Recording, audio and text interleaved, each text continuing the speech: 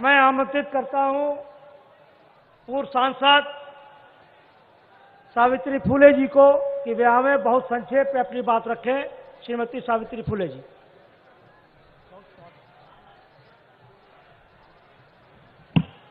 बोलने से पहले हम चाहेंगे कि एक बार दोनों हाथ उठा करके आप सब लोग जोर से नारा बोलेंगे, जिससे हमारे पार्टी का सम्मान होगा, हमारे नेता का सम्मान होगा। इसलिए हम चाहेंगे एक बार दोनों हाथ उठा करके जोर से नारा बोलेंगे, समाजवादी पार्टी जिंदाबाद, जिंदाबाद जिंदाबाद, समाजवादी पार्टी जिंदाबाद, जिंदाबाद जिंदाबाद, माननीय अखिलेश यादव जी जिंदाबाद, जिंदाबाद जिंदाबाद, माननीय अखिलेश यादव जी जिंदाबाद, जिंदाबाद जिंदाबाद, अम्बेडकरवाद समाजवाद, जिंदाबाद जिंदाबाद, समाजवाद अम्बेडकरवाद, जिंदाबाद जिंदाबाद। आज कार्यक्रम के मुख्य अतिथि समाजवादी पार्टी के राष्ट्रीय अध्यक्ष परम आदरणीय माननीय अखिलेश यादव जी का जनपद बहराइच की तरफ से मैं उनका स्वागत करती हूँ, सम्मान करती हूँ। आए हुए सभी मंच पर सभी अतिथि सामने अपना मूल समय निकाल कर उपस्थित सभी हमारे पिता तो बुजुर्गों, माताओं, बहनों, भाइयों, आप सबका मैं हार्दिक स्वागत, अभिनंदन, वंदन, आप सबको प्रणाम करती हूँ, सलाम करती हूँ, जय भीम करती हूँ। साथियों, जैसा कि आप सभी लोग जानते हैं कि उत्तर प्रदेश का चुनाव हो रहा है। 27 तारीख को 5वें चरण का चुनाव होने जा रहा है। इस चुनाव के मौके पर मैं आप सभी पिता तो बुजुर्गों, भाइयों से मैं निवेदन करती हूँ कि समाजवादी पार्टी के चुनाव निशान साइकिल पर अपना मोहर, अपना बटन दबा करके भारी बहुमतों से समाजवादी पार्टी को जिताएं, माननीय अखिलेश यादव जी को मुख्यमंत्री बनाएं। मैं हाथ जोड़कर अपील करती हूं। मंच पर सम्मानित मटेरा विधानसभा क्षेत्र के प्रत्याशी बहन मारिया जी का, माननीय बला विधानसभा क्षेत्र के प्रत्याशी माननीय छेबरनाथ कन्नौजिया जी, नानपारा विधानसभा क्षेत्र के प्रत्याशी माननीय माधुरी वर्मा जी, बहराइच के प्रत्याशी माननीय यासर साहब भाई जी का, मैसी विधानसभा क्षेत्र के प्रत्याशी भैया के ओझा साहब का, ब्याहपुर विधानसभा क्षेत्र के प्रत्याशी भैया मुकेश जी का, आप लोग समाजवादी पार्टी के चुनाव निशान साइकिल पर अपना बटन दबाकर भारी बहुमत से जिताएं। माननीय अखिलेश यादव जी जिंदाबाद, माननीय अखिलेश यादव जी जिंदाबाद, जिंदाबाद जिंदाबाद, अखिलेश जिंदाबाद जिंदाबाद, जिंदाबाद जिंदाबाद, अखिलेश यादव जिंदाबाद, जिंदाबाद जिंदाबाद, अखिलेश यादव जिंदाबाद, जिंदाबाद जिंदाबाद, पुत्र मुलायम सिंह जिंदाबाद जिंदाबाद, अखिलेश यादव यासिर भाई जिंदाबाद जिंदाबाद, अखिलेश यादव यासिर भाई जिंदाबाद जिंदाबाद, अखिलेश यादव रामर्ष यादव जिंदाबाद जिंदाबाद, अखिलेश यादव यासिर साहब जिंदाबाद जिंदाबाद, यादव यासिर साहब जिंदाबाद जिंदाबाद, अखिलेश यादव माधुरी वर्मा जिंदाबाद जिंदाबाद, अखिलेश यादव रामर्ष यादव, अखिलेश जिंदाबाद जिंदाबाद, अखिलेश यादव समाजवादी पार्टी, अखिलेश यादव अलवीरा साहब, अखिलेश यादव समाजवादी पार्टी, अखिलेश यादव जिंदाबाद, जिंदाबाद जिंदाबाद। नौजवान साथियों, आपके महबूब नेता बीच में जिंदाबाद, अखिलेश यादव जिंदाबाद, विकास पुरुष अखिलेश, और से नारा लगाइए, अखिलेश यादव जिंदाबाद, समाजवादी पार्टी जिंदाबाद, जिंदाबाद, समाजवादी पार्टी अखिलेश यादव, समाजवादी पार्टी जिंदाबाद। अच्छा, ये आवाज लखनऊ दिल्ली तक पहुंचाना इतनी धीमी? क्या हुआ समाजवादी के सिपाहियों को? आपके नेता अखिलेश यादव जी आपके बीच में है, जोरदार नारा, अखिलेश यादव जिंदाबाद, जिंदाबाद जिंदाबाद, अखिलेश यादव यासिर साहब, जिंदाबाद जिंदाबाद, विकास पुरुष अखिलेश यादव, ये जिन लोग ये समाजवादी पार्टी अखिलेश यादव, ये लोग राष्ट्रीय समाजवादी पार्टी मुलायम सिंह, श्री समाजवादी पार्टी अखिलेश यादव, अल्ताफ अहमद साहब, जेपी यादव जी, अहद अहमद जिंदाबाद, आबाद खां, जिंदाबाद, नौशाद। ये एक एक करके आप लोग आएंगे, स्वागत करेंगे और नीचे उतर जाएंगे उधर से, कोई रुकेगा नहीं। फैज अहमद, आमिर, हलीम अहमद, अर्जुन गुप्ता, अनिल यादव, ठीक ठीक। अखिलेश यादव जिंदाबाद। उनके सामने करो तो हम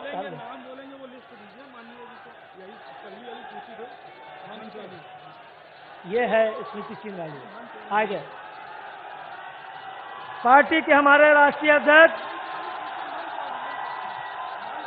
करोड़ों करोड़ नौजवानों, विकास पुरुष Akhilesh Yadav, Samajwadi party Akhilesh Yadav, Samajwadi party Akhilesh Yadav, Samajwadi party Akhilesh Yadav. आइए अध्यक्ष जी माननीय राष्ट्रीय अध्यक्ष जी का स्वागत करेंगे। अखिलेश यादव, आदरणीय अध्यक्ष जी रामदास यादव, अखिलेश रामदास यादव जी, यशस्वी अखिलेश यादव, यशस्वी अखिलेश यादव, अखिलेश यादव जिंदाबाद, समाजवादी पार्टी जिंदाबाद, अखिलेश यादव जिंदाबाद, जिंदाबाद जिंदाबाद, समाजवादी पार्टी जिंदाबाद, जिंदाबाद जिंदाबाद। अखिलेश यादव, तालियां बजाकर स्वागत करिए। अखिलेश यादव जिंदाबाद, जिंदाबाद जिंदाबाद, समाजवादी पार्टी जिंदाबाद, जिंदाबाद जिंदाबाद। अरे जोरदार तालियां बजाओ भाई, और जोरदार तालियां समाजवादियों। विकास पुरुष अखिलेश यादव जिंदाबाद, विकास पुरुष अखिलेश यादव, समाजवादी पार्टी जिंदाबाद, अखिलेश यादव, अखिलेश यादव जिंदाबाद, अखिलेश यादव मारिया साहब, अखिलेश यादव माधुरी साथियों, नारे बंद नहीं होने चाहिए। अखिलेश यादव जिंदाबाद।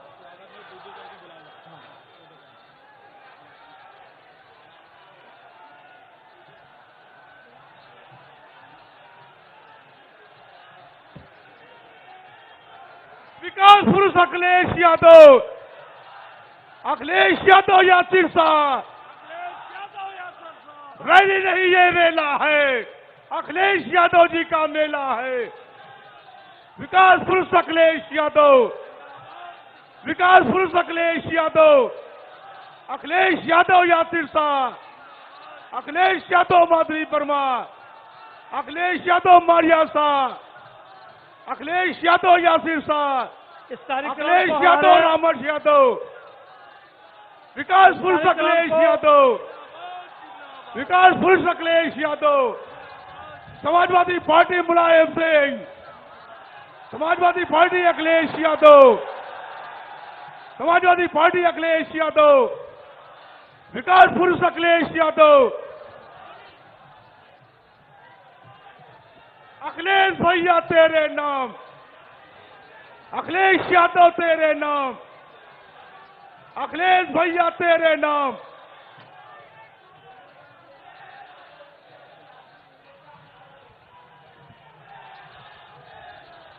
इस कार्यक्रम को विकास पुरुष अखिलेश यादव, समाजवादी पार्टी अखिलेश यादव, जेपी अखिलेश यादव यासिर साहब, अखिलेश यादव माधुरी वर्मा, मैं जिनका अखिलेश नाम ले यादव रहा मारिया हूं, साहब, कृपया वे आ जाए। अखिलेश यादव रामहर्ष यादव, अखिलेश यादव मारिया, हाँ, अखिलेश यादव यासिर साहब, अनिल यादव जी, प्रमोद सिंह चौधरी जी, यासिर साहब जिंदाबाद, यासिर साहब जिंदाबाद, अखिलेश यादव जिंदाबाद, मुलायम सिंह यादव जिंदाबाद, यासिर साहब जिंदाबाद, आजम खान जिंदाबाद, माधुरी वर्मा जिंदाबाद, दिलीप वर्मा जिंदाबाद, अखिलेश यादव यासिर साहब, अखिलेश यादव यासिर साहब, अखिलेश यादव रामहर्ष यादव, अखिलेश यादव रामहर्ष यादव, अखिलेश यादव मन्नान भाई, अखिलेश यादव मन्नान भाई, रामहर्ष यादव यासिर साहब, डॉक्टर वकार अमर रहे, अहमद हसन अंसारी अमर रहे, अखिलेश यादव यासिर साहब, अखिलेश यादव यासिर साहब, अखिलेश यादव दिलीप वर्मा, अखिलेश यादव मारिया स्थान, सुंदरलाल वाजपेयी जी, अफशार सानू जी, अजितेश पांडे जी, कुंदन रावत जी, रेखा राव जी, मनु देवी जी अगर हो तो आ जाएं। स्वागत करें अपने राष्ट्रीय अध्यक्ष जी का, कृपाराम यादव जी, रामगोपाल यादव जी, हमीदुद्दीन साहब ये मुकुट भेंट करेंगे, कृपया ऊपर आ जाएं। हमीदुद्दीन शाह। और मैं निवेदन करूंगा पार्टी के जिले के अध्यक्ष रामेश यादव जी से कि वे आवे और अपने महबूब रहनुमा का स्वागत करें। आदरणीय अध्यक्ष जी। अखिलेश यादव, रामेश यादव, बहराइच अखिलेश यादव, बहराइच के गांधी स्वर्गीय डॉक्टर वकार अहमद शाह की पावन भूमि पर उत्तर प्रदेश के भावी मुख्यमंत्री, पार्टी के राष्ट्रीय अध्यक्ष माननीय अखिलेश यादव जी का मैं स्वागत और अभिनंदन और वंदन समाजवादी पार्टी की ओर से करता हूं। किसानों, नौजवानों, मजदूरों, छात्रों, बहराइच के मेरे सम्मानित साथियों, द्वापर में भगवान कृष्ण ने, यदुवंशी भगवान कृष्ण ने यमुना में जहर फैलाने वाले कालिया नाग के फन पर अपनी टाप रख करके जो यमुना में जहर फैलाना का काम करता था, उसको नाथने का काम भगवान कृष्ण ने किया था। और आज उन्हीं के वंशज कलयुग में हमारे परम श्रद्धेय राष्ट्रीय अध्यक्ष माननीय अखिलेश यादव जी गंगा यमुनी तहजीब और गंगा यमुनी की पवित्र धारा में जो ताकतें विष घोलने का काम कर रही हैं, उन ताकतों को आप नाथने का काम आपके आशीर्वाद से 10 मार्च को करने जा रहे हैं।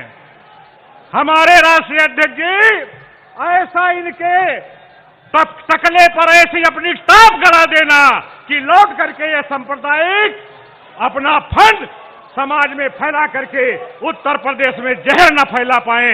और माननीय राष्ट्रीय अध्यक्ष जी को कई कार्यक्रम में जाना है, इसलिए मैं अपनी बात खत्म करते हुए अपना पूरा समय अपने नेता आदरणीय अखिलेश यादव जी को देता हूं और सभी सम्मानित साथियों का अभिनंदन करता हूं।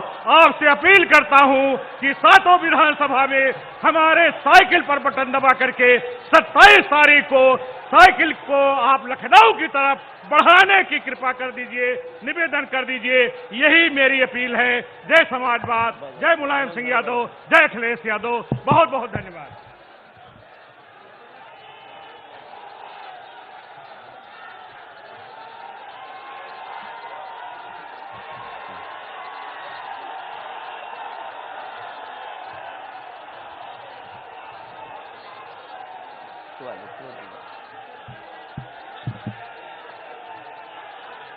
हमारे साथ बहुत बहुत धन्यवाद आपका। और आज तो वोटिंग का भी दिन है।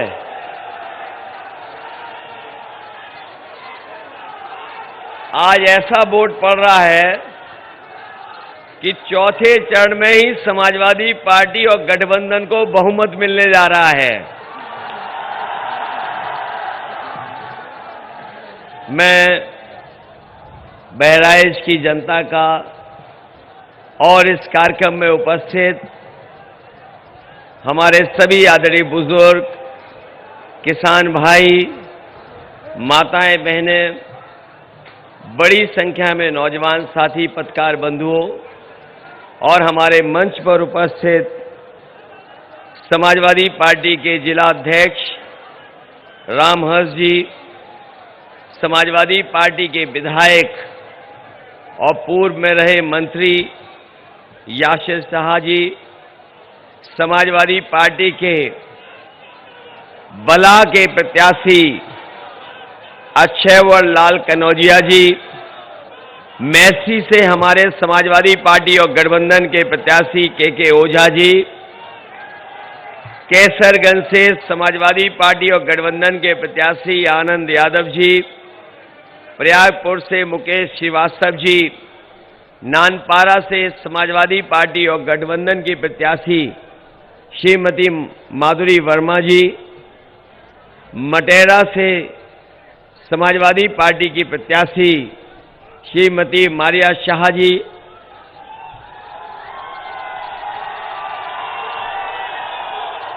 मंच पर हमारे साथ एमएलसी हाजी इकलाक खां साहब, पूर्व विधायक दिलीप वर्मा जी, पूर्व सांसद सावित्री फूले जी, डॉक्टर अलविया शाह जी, अब्दुल मनान जी, जफर उल्ला खां साहब, भगत राम मिश्रा जी, सरहद जी, लक्ष्मी नारायण यादव, रफ़ी अहमद साहब और बड़ी संख्या में समाजवादी पार्टी के सभी हमारे नेता जो मंच पर हैं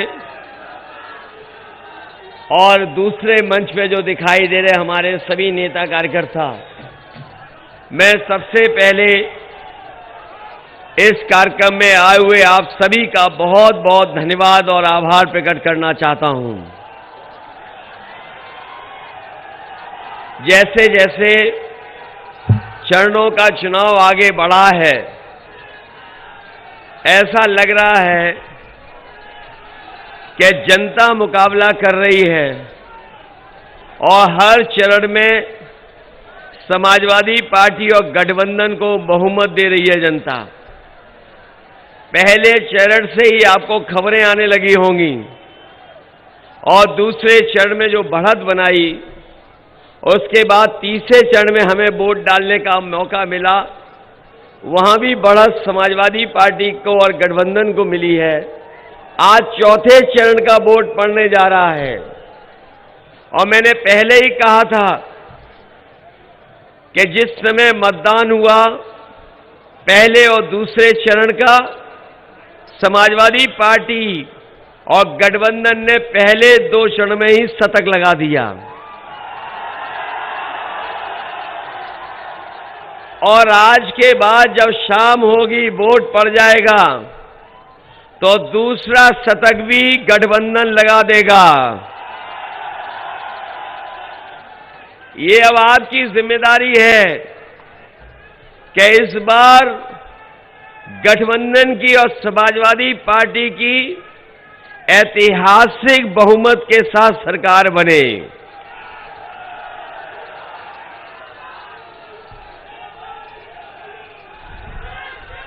और जिन लोगों ने भी ये जन सैलाब देख लिया होगा, हो सकता है वो दूर से देख रहे हों, ये बहराइच का जन सैलाब देख करके बहुत सारे उनके नेता अदृश्य हो जाएंगे, अब दिखाई नहीं देंगे। ये लगता है ऐलान हो गया है बहराइच से कि इस बार 22 में 22 किल। ये आज मैं ऐलान मान लूं बहराइच से।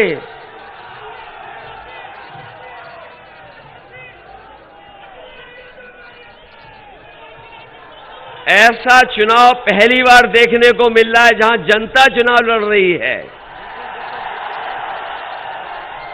मुझे लगता लोकतंत्र के इतिहास में ये पहला चुनाव हो रहा है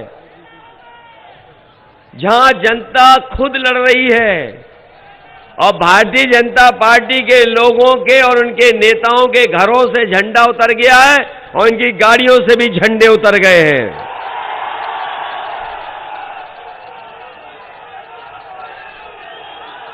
बताओ उनके चेहरे डाउन हो गए कि नहीं हो गए? मैंने कल बहराइच में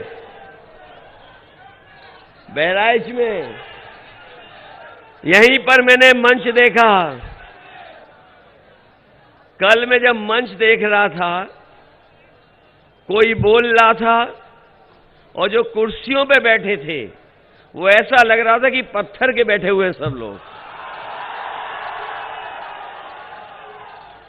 अभी तो बहराइच ने बोर्ड नहीं डाला है, इतना क्यों डरे हुए बीजेपी के लोग?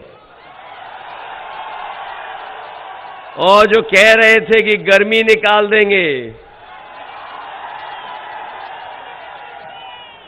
जो कह रहे थे गर्मी निकाल देंगे, वो पहले दूसरे चरण में ही ठंडे पड़ गए हैं। और जब तीसरे का वोट पड़ा तो उनके तमाम नेता कार्यकर्ता सुन्न पड़ गए हैं। और ये जो चौथे और पांचवें चरण का जब यहां पर वोट पड़ेगा तो आप देख लेना, भारतीय जनता पार्टी शून्य रह जाएगी। इनके नेताओं के भाषण आपने सुने होंगे। इनके नेताओं के आपने भाषण सुने होंगे, जानकारी होगी। उनके भाषणों का आकलन कर लेना और सच्चाई से जब तुलना करोगे तो आप पाओगे कि इनसे ज्यादा झूठ बोलने वाला नेता और पार्टी कोई आपको दिखाई नहीं देगी। इनके नेताओं के जब मैंने भाषण सुने तो इनके जो छोटे नेता हैं वो छोटा झूठ बोल रहे हैं और जो बड़े नेता हैं वो बड़ा झूठ बोल रहे हैं और जो सबसे बड़े नेता हैं वो सफेद और सबसे बड़ा झूठ बोल रहे हैं। बताओ झूठ बोल रहे हैं कि नहीं बोल रहे हैं? याद कीजिए,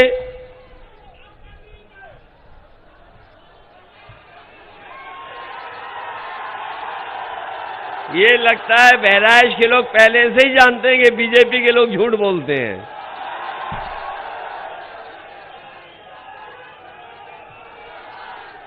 और इनके झूठ कैसे पकड़े गए? हमारे किसान भाइयों, यहां बड़ी संख्या में लोग हमारे किसान भाई हैं और किसान भाई के परिवार के हमारे नौजवान दिखाई दे रहे हैं। बताओ, भारतीय जनता पार्टी ने कहा था कि नहीं कहा था कि इनकी आय दोगुनी हो जाएगी किसान की? आज हिसाब किताब लगा लो, आज हिसाब किताब लगा लो आप। बताओ, आपकी आय दोगुनी हो गई कि नहीं हो गई? और आपका जब धान खरीदा गया होगा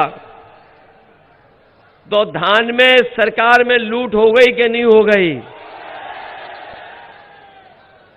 आप खाद लेने गए तो क्या खाद मिल गई आपको? और डीएपी जब लेने गए, क्या डीएपी आपको मिल गई? और इन्होंने ही कहा था, अगर आपको याद हो, कि हवाई चप्पल पहनने वाला हवाई जहाज में चलेगा। जब से डीजल पेट्रोल महंगा हुआ है, हमारे गरीब की गाड़ी और नौजवानों की मोटरसाइकिल नहीं चल पा रही है।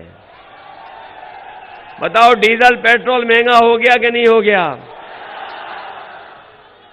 और आज पेट्रोल 100 पार हो गया कि नहीं हो गया? याद रखना, ये दोबारा आ गए तो पेट्रोल 200 रुपए बिकेगा, 200 रुपए लीटर। जो लोग कहते थे कि हवाई चप्पल वाले हवाई जहाज में चलेंगे, जैसे ही सरकार में आए तो हवाई जहाज बेच दिया कि नहीं बेच दिया?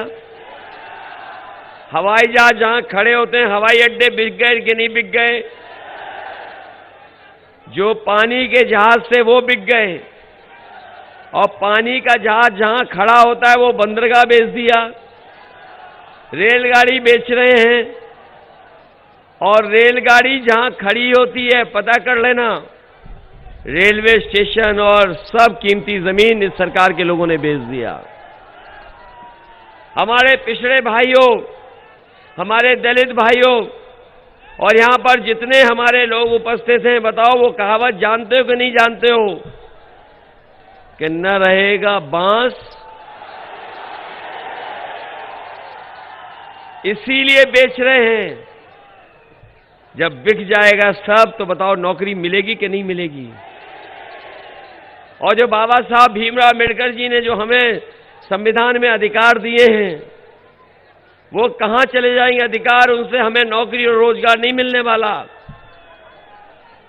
इसलिए लगातार ये चीजें बेच रहे हैं और सरकार की जितनी बड़ी कंपनियां थीं जो हमारे और पैसे से और आपके पैसे से बनी थीं, वो सब बेचने का काम हो रहा है। और इधर आपने अखबार में पढ़ा होगा कि एक उद्योगपति 28 बैंकों का पैसा लेके भाग गया। पढ़ा अखबार में कि नहीं पढ़ा?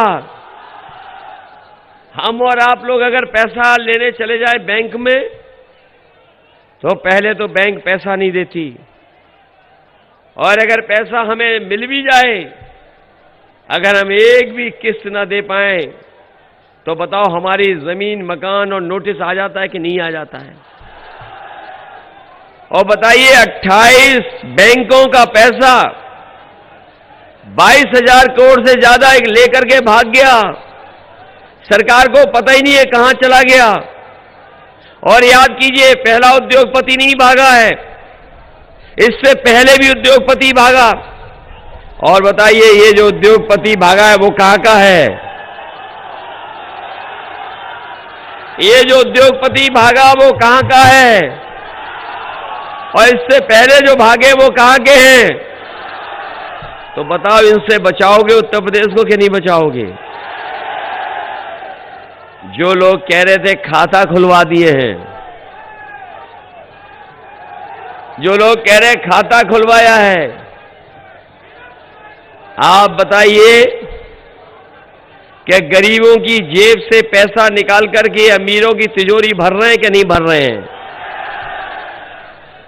आपका डीजल महंगा, पेट्रोल महंगा, और जब आपने खाद की बोरी देखी होगी तो 5 किलो की चोरी हो गई कि नहीं हो गई?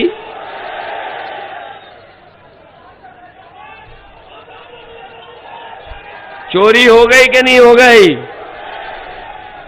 और हमारे बाबा मुख्यमंत्री क्या कह रहे हैं आजकल?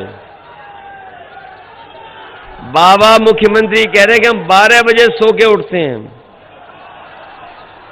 जहां जा रहे हैं वहां कह रहे हैं कि हम 12 बजे सो के उठते हैं।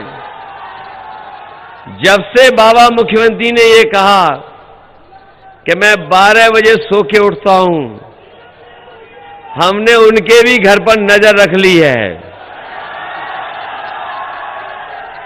और याशिर साहब जानते होंगे कि हमारा घर और उनका घर एक ही दीवार है।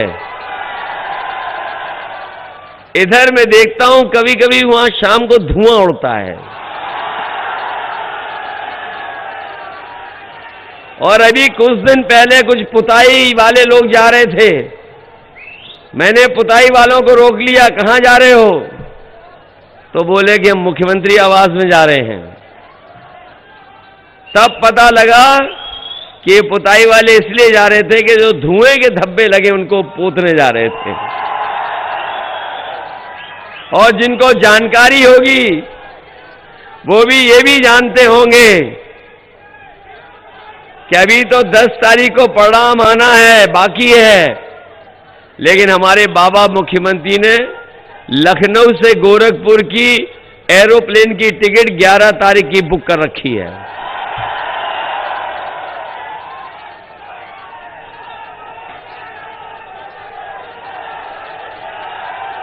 कल मैं भाषण सुन रहा था उनका भाषण सुन रहा था मैं। उन्होंने कहा कि हमने 1 करोड़ स्मार्टफोन बांटने की स्कीम चलाई है। ये जो नौजवानों के हाथ में हमें दिखाई दे रहे हैं और आप लोगों के हाथ में जो स्मार्टफोन दिखाई दे रहे हैं, कहीं बाबा मुख्यमंत्री ने तो नहीं दिए? वो तो कह रहे 1 करोड़ बांट दिए हमने। वो कह रहे थे लैपटॉप भी दे दिया हमने।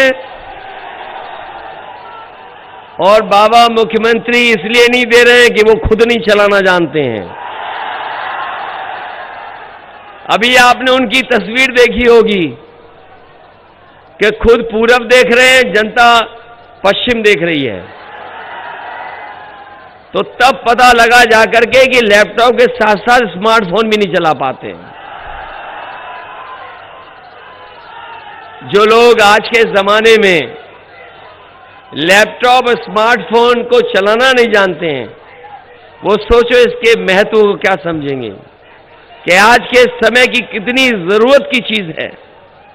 और यही नहीं, आपको याद होगा ये लोग पहले डोर टू डोर प्रचार कर रहे थे, घर घर जाके प्रचार कर रहे थे। जब से घरों में लोगों ने इन्हें लाल वाला सिलेंडर दिखा दिया है, ये अब घर घर जाके प्रचार नहीं कर पा रहे, दूर से ही प्रचार कर रहे हैं। और एक तो नेता उनके ऐसे हैं कि थूक लगा करके पर्चा बांट रहे थे, और अभी उनका एक लैपटॉप वाला जो स्टेटमेंट है, हर आदमी सुन रहा है, लोटपोट हो जा रहा है जो सुन रहा है। उन्हीं का अभी एक स्टेटमेंट आया है लैपटॉप को लेकर के, और जो जो लैपटॉप का उनका स्टेटमेंट सुन रहा है वो सब लोटपोट हो जा रहे हैं। उन्होंने कहा कि 12वें के बाद जो इंटर कर लेगा उसके लैपटॉप देंगे। अरे शुक्र है उन्होंने ये नहीं कहा कि इंटर के बाद जो 10वां पास करेंगे उन्हें लैपटॉप देंगे। सोचो बीजेपी के लोग कितने घबराए हुए हैं। बताओ घबराए हुए हैं कि नहीं घबराए हुए हैं? वो नहीं जान रहे हैं कि जनता के बीच में उनके खिलाफ 440 वोल्ट का करंट है, और इस बार जब वोट पड़ेगा भारतीय जनता पार्टी का पता नहीं लगेगा कहां चलेगी भारतीय जनता पार्टी। इन्हें कोई माफ करने वाला नहीं है। बताओ आपके बगल के जिले में एक मंत्री पुत्र ने जीप से किसानों को कुचल दिया, और उसी की वजह से और लोगों की जान चली गई। सरकार उसके खिलाफ कार्रवाई नहीं कर रही थी। जब हम लोगों ने सबने मिलकर के और बहुत सारे राजनीतिक दलों ने जब दबाव बनाया तब जाकर के थोड़ी बहुत कार्रवाई हुई। लेकिन आज सुन रहे हैं कि जमानत मिल चुकी है, लेकिन अभी जनता की अदालत में जमानत नहीं मिली है। यही जनता इनकी जमानत जब्त करेगी। और मैं कह के जा रहा हूं, जिस आंदोलन को लेकर के किसानों के 3 कानून आए थे, 3 कानून लाए गए थे जिनके कारण किसानों ने आंदोलन किया और सरकार को पीछे हटना पड़ा। जैसे ही उत्तर प्रदेश का और पंजाब का चुनाव आया, सरकार ने वो तीनों काले कानून वापस ले लिए। लेकिन 700 से ज्यादा किसान शहीद हुए हैं। मैं ये कहकर के जा रहा हूं, अगर भारतीय जनता पार्टी के प्रत्याशी कान पकड़ करके 700 बार भी उठक बैठक लगाएंगे, तब भी उत्तर प्रदेश का किसान उन्हें माफ करने वाला नहीं है। इस चुनाव में उनको साफ कर देगा। ये बीजेपी वाले बहुत ABCD पढ़ रहे हैं आजकल। कभी कहते हैं A फॉर ये, N फॉर ये, Z फॉर ये। बताओ बीजेपी वाले पढ़ रहे हैं ABCD के नहीं पढ़ रहे हैं? कभी A फॉर ये, उन्हें हम हिंदी पढ़ाना चाहते हैं। और मैंने कहा कि अगर काका गए हैं तो बाबा भी चले जाएंगे। और पत्रकार साथियों, काका का मतलब है काले कानून। बताओ काले कानून चले गए कि नहीं चले गए? तो अगर काका गए हैं तो बाबा भी जाएंगे, ने कोई बचा नहीं पाएगा।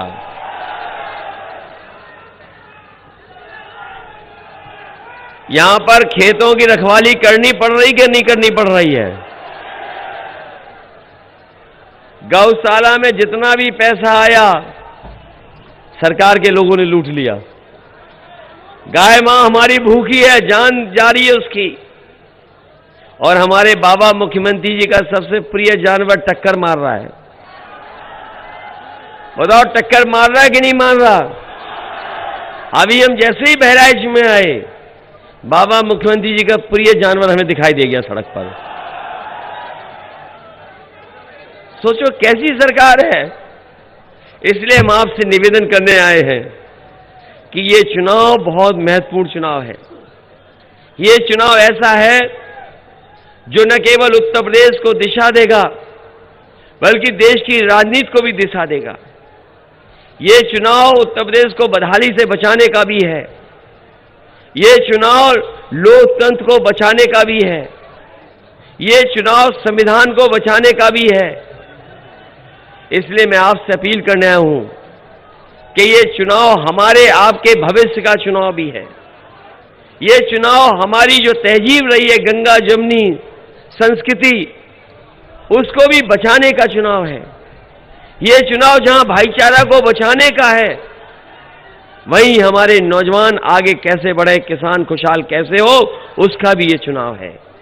इसलिए समाजवादी पार्टी ने तय किया है कि हम लोग संकल्प पत्र लेकर के आएंगे और जो हमारा घोषणा पत्र है उसमें समाजवादी पार्टी ने तय किया है कि समाजवादी सरकार बनेगी तो हमारे सभी लोगों की 300 यूनिट बिजली के लिए कोई बिल नहीं देना पड़ेगा। 300 यूनिट बिजली फ्री होगी और वहीं हमारे किसानों के लिए सिंचाई माफ होगी। इस किसानों को कोई भी बिल नहीं देना पड़ेगा। बताओ, जब बिजली का बिल आता था तो करंट लग रहा था कि नहीं लग रहा था? और जब से समाजवादियों ने तय किया है कि 300 यूनिट फ्री दी जाएगी, तब से भारतीय जनता पार्टी की बिजली गुल हो गई है। न केवल 300 यूनिट फ्री बिजली, बल्कि समाजवादी पार्टी ने तय किया है कि प्रत्येक फसल के लिए एमएसपी प्रदान की जाएगी। चाहे हमें मंडी ठीक करनी पड़े, चाहे हमें खरीद केंद्र अच्छे करने पड़े, हम किसानों की खरीद को एमएसपी पे कराने का काम करेंगे। किसानों की सिंचाई मुफ्त होगी। और ये मैं कह के जा रहा हूं कि 15 दिन के अंदर गन्ना किसानों को भुगतान किया जाएगा और इसके लिए 15 दिन के अंदर किसानों का गन्ने का भुगतान किया जाएगा। और इसके लिए अगर हमें बजट से अलग से फार्मर्स कॉर्पस फंड बनाना पड़ेगा तो अलग से बजट का पैसा रख करके हम किसानों का 15 दिन के अंदर भुगतान कराने का काम करेंगे। वहीं किसानों को ब्याज मुक्त लोन दिया जाएगा। हमारे बहुत सारे रिटायर्ड कर्मचारी हैं और कर्मचारियों की मांग रही कि पुरानी पेंशन बहाल होनी चाहिए। समाजवादी पार्टी ने तय किया है कि आने वाले समय में समाजवादी सरकार बनेगी तो पूरी की पूरी पुरानी पेंशन बहाल करने का काम समाजवादी सरकार में होगा। हमारे समाजवादियों ने तय किया है कि संविदा पे नौकरी दे करके बड़े पैमाने पर सरकार के लोग एक्सप्लॉइट करते हैं। इसलिए संविदा पर किसी भी विभाग में कर्मचारी को उनको रेगुलर करने का भी फैसला लिया जाएगा। ये हमारे 69,000 के शिक्षक लगातार लड़ते रहे, संघर्ष करते रहे, इनकी कोई सुनवाई नहीं हुई, इनके आरक्षण का घोटाला हुआ और ये भारतीय जनता पार्टी के लोग जो पिछड़ों का दुख दर्द समझने की बात करते हैं, बताओ सबसे ज्यादा पिछड़ों को, दलितों को अगर किसी ने धोखा दिया है तो यही भारतीय जनता पार्टी है जिसने धोखा देने का काम किया। इसलिए 69,000 शिक्षक भर्ती में आरक्षण घोटाले को ठीक करके अभ्यर्थियों को चयनित करने का भी फैसला समाजवादी सरकार में लिया जाएगा। वहीं शिक्षा मित्रों का समाजवादी सरकार ने सम्मान किया था। आने वाले समय में हमारे शिक्षा मित्रों को भी नियमित अध्यापक बनाने का काम भी समाजवादी सरकार में होगा। ये हमारे बीएड और टेट वाले लोग ये जानते हैं कितना लड़ना पड़ा, इन्हें संघर्ष करना पड़ा। बताओ बीएड टेट वाले हमें जिता रहे हो कि नहीं जिता रहे हो? हमारी बहनें भी दिखाई दे रही हैं, बताओ आप जिता रहे हो कि नहीं जिता रहे हो? इसलिए सरकार बनेगी तो बीएड टेट वालों को समाहित करने का काम भी समाजवादी सरकार में होगा। और मैं कह के जा रहा हूं कि बेसिक शिक्षा के अध्यापकों को 100 किलोमीटर के अंदर उन्हें पोस्टिंग देने का काम भी समाजवादी सरकार में होगा।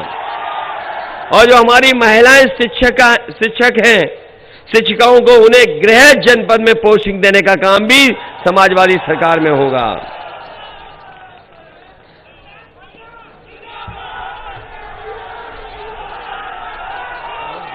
ठीक है मैम।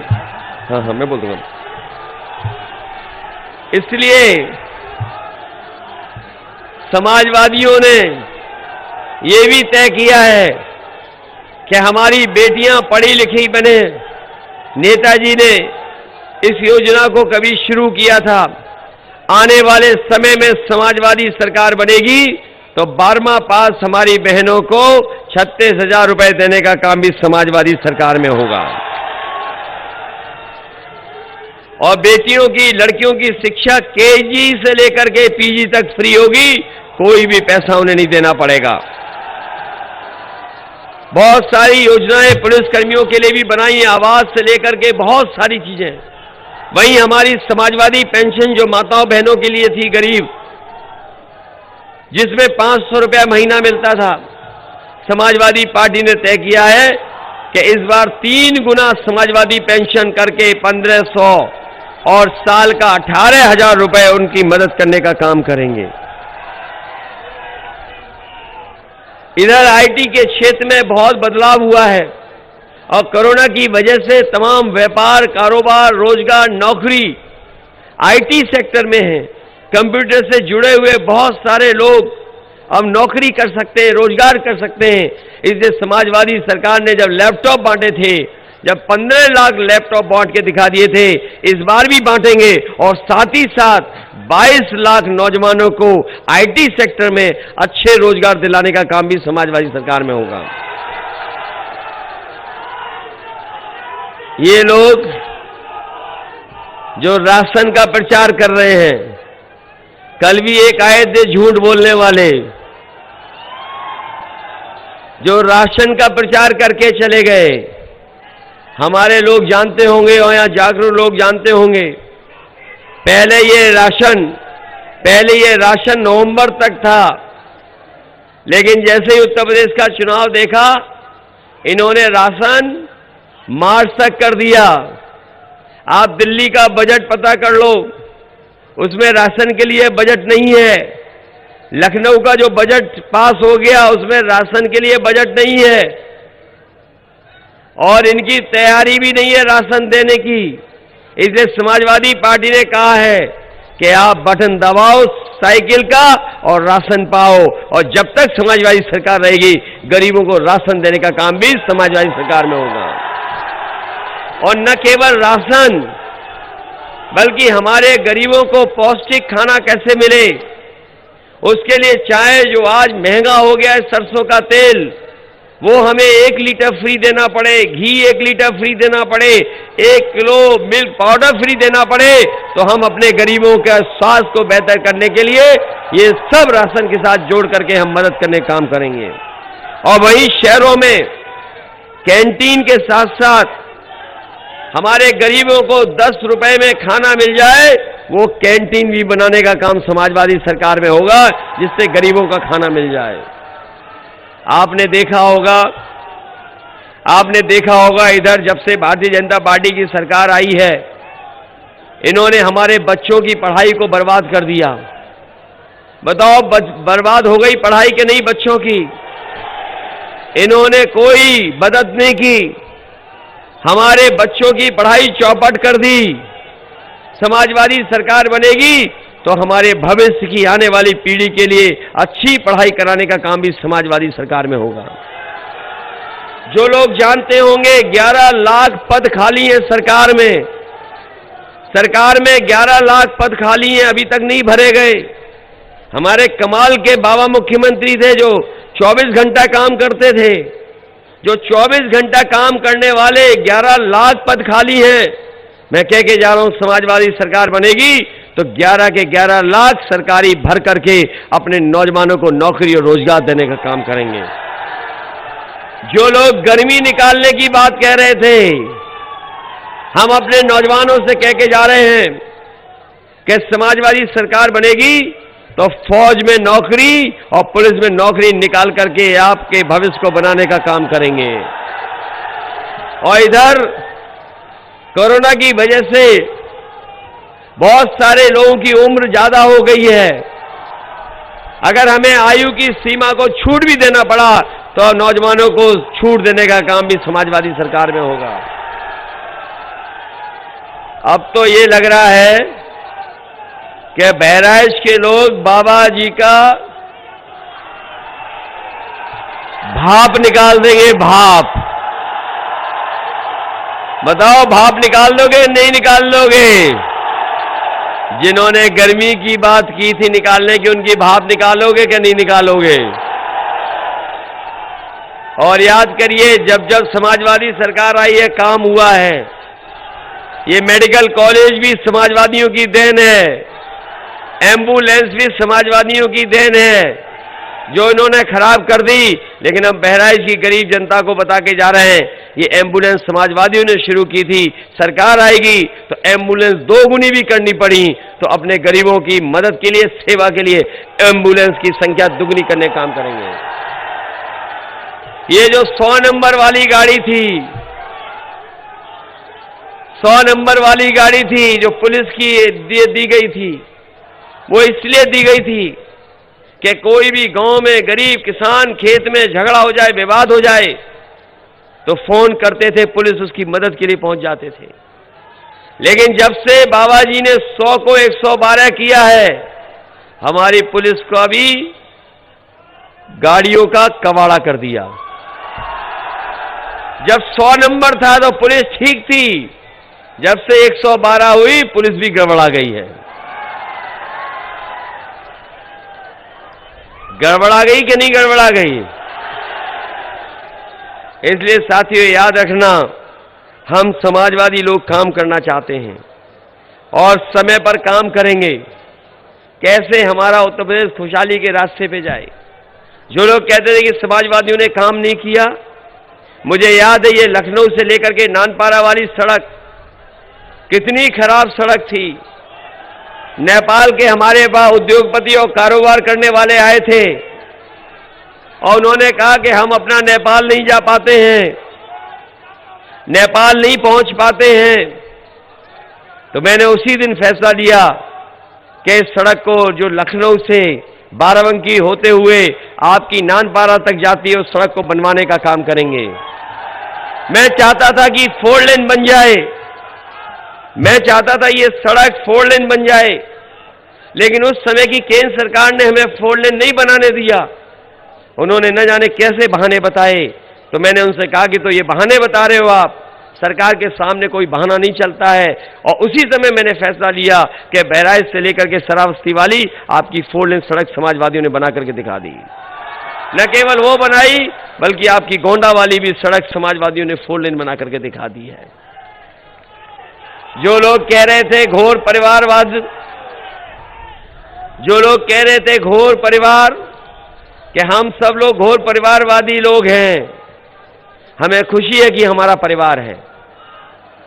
हमें खुशी है इस बात की कि हम अपने परिवार को चलाने का हमें दायित्व पता है। हमें ये भी पता है कि अगर हमें परिवार चलाना है तो हमारी जिम्मेदारियां क्या हैं।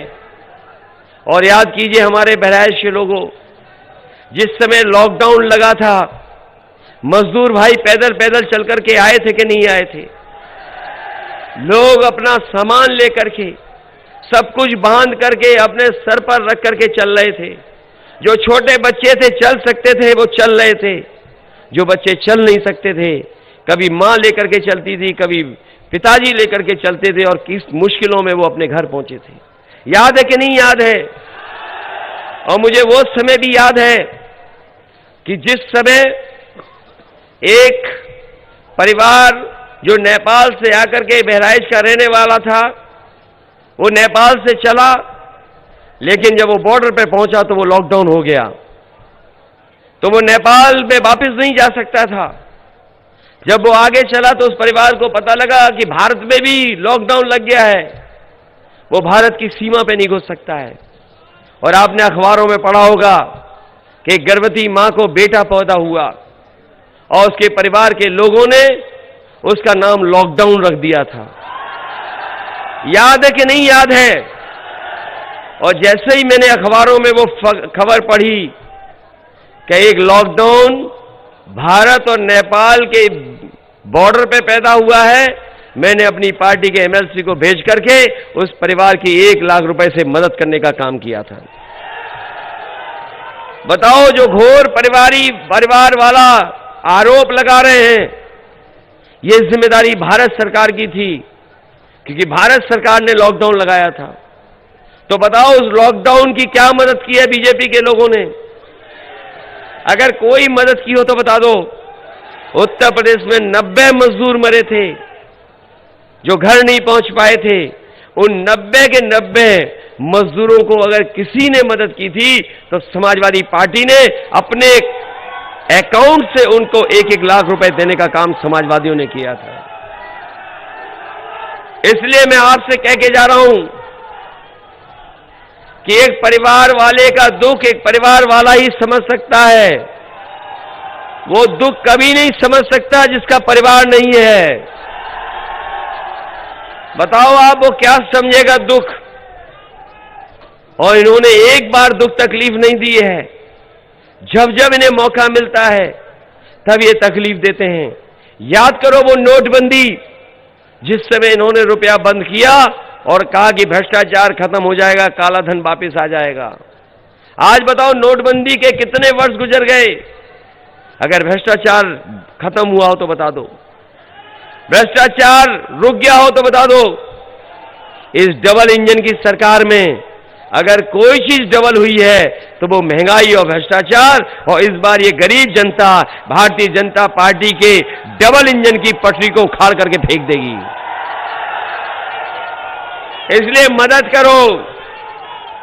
ये बहुत झूठे लोग हैं, मदद करिए, सहयोग करिए।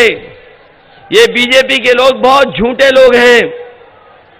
आपने हिटलर सुना होगा। हिटलर के जमाने में केवल एक आदमी था जो प्रोपेगेंडा करता था, प्रोपेगेंडा मिनिस्टर था।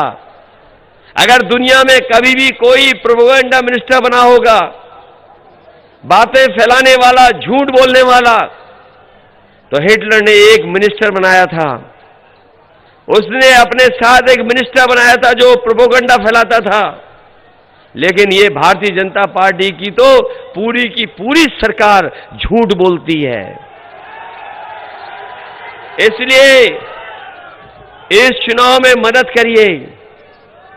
ये वो जगह है, ये जगह वो है जहां गंगा जमुनी तहजीब को आगे बढ़ाने वाले लोग हैं। ये वो लोग हैं जो भाईचारा को बढ़ाते हैं। ये वो लोग हैं जो मिलजुल करके रहते हैं। हम वो लोग हैं, समाजवादी लोग, अगर ईद हो तो ईद भी मनाते हैं, होली हो तो होली भी मनाते हैं, दिवाली हो तो दिवाली भी मनाते हैं। इसलिए इनसे सावधान रहना। ये जो झांसा देने वाले हैं, झूठ बोलने वाले हैं, झगड़ा लगाने वाले हैं, इनसे सावधान रहोगे कि नहीं रहोगे? अब तो कुछ भी समय नहीं बचा है। इसलिए आप लोग एक एक वोट साइकिल के निशान पर डाल करके समाजवादी पार्टी को ऐतिहासिक वोटों से जिताना। इधर आपने एक गाना बहुत सुना होगा, यूपी में काबा। पता नहीं कहां से वो गाना आया, और जब से वो गाना आया यूपी में काबा, तब से हो गया बाय बाय बाबा। बहुत बहुत धन्यवाद। ये बहुत सारे जो दूसरे दल को आज हमारे पार्टी में शामिल हुए हैं, अब्दुल्ला साहब भट्टा वाले, मैं उनको बधाई देता हूं। राम सागर राव जी जो कांग्रेस के एक्स एमएलए, उनको बधाई देता हूं। जय किशन मौर्य जी जो बहुजन समाज पार्टी छोड़ करके आए, उनको बधाई देता हूं। परशुराम कुशवाहा बधाई, चंद्रिका प्रसाद आर्य जी बधाई, शिवनारायण प्रजापति बधाई, और रवि कर सिंह जी जो बीजेपी छोड़ करके आए, इन सबको मैं बधाई देता हूं, धन्यवाद देता हूं। मुझे उम्मीद है कि ये सब लोग मिलकर के समाजवादी पार्टी की मदद करेंगे। वही मैं अपने तमाम पिछड़े और दलित भाइयों को कह करके जा रहा हूं, और मुझे पूरी उम्मीद है कि इस बार भाईचारे के साथ मिलकर के वोट डालेंगे और समाजवादी पार्टी सरकार बनेगी, जो हमारे पिछड़ों की बहुत पुरानी मांग रही है कि जाति जनगणना होनी चाहिए। मैं आपको भरोसा दिला के जा रहा हूं, सरकार बनेगी तो 3 महीने के अंदर जाति जनगणना करा करके उन आंकड़ों के जनता के सामने रखने का काम करेंगे। बहुत बहुत धन्यवाद।